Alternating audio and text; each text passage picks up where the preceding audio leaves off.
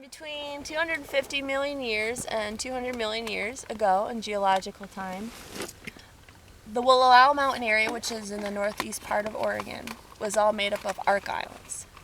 And if you were actually to hike the top to the top of the Eagle Cap, you'll find it's got a lot of limestone. And that limestone, there's marine fossils in there, which at one point was which is where part of the ocean was. You had all the arc islands.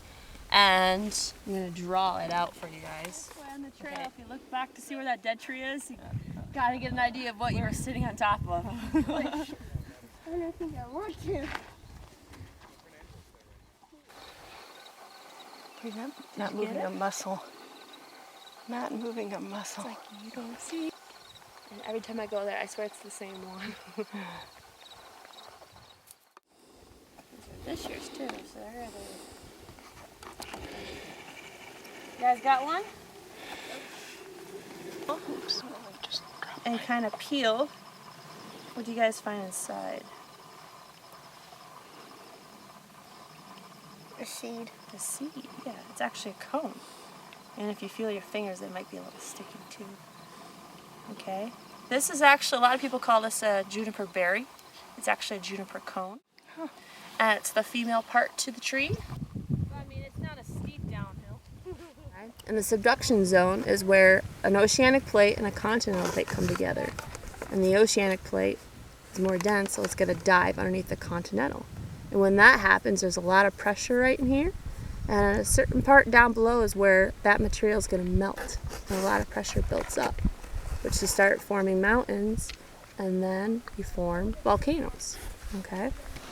So you have a lot of volcanic going on. It's a modern bone. And over time, It's not a fossil bone.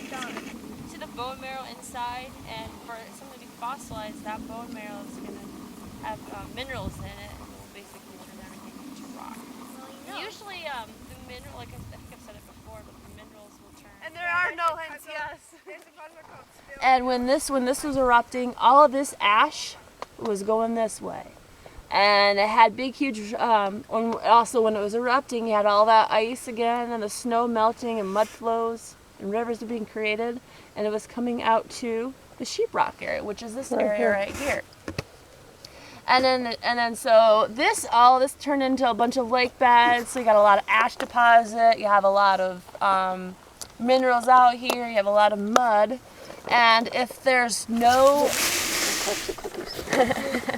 And you have different events going on, so different eruptions. And so if you get an area that is not, if an environment has not changed and no oxygen's mixed and a lot of burial, you get a lot of fossils. To have something fossilized, it's a very small percentage. Just you need a constant burial of sediment and no movement for a long period of time, within like thousands of years. And so that's what's been going on here.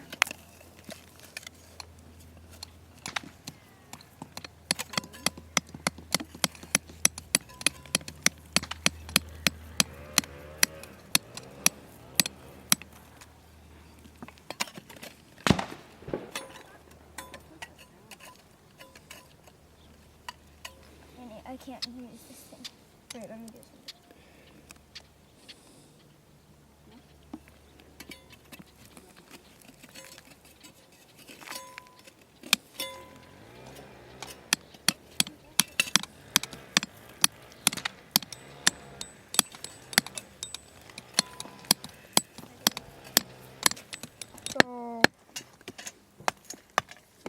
No fossil.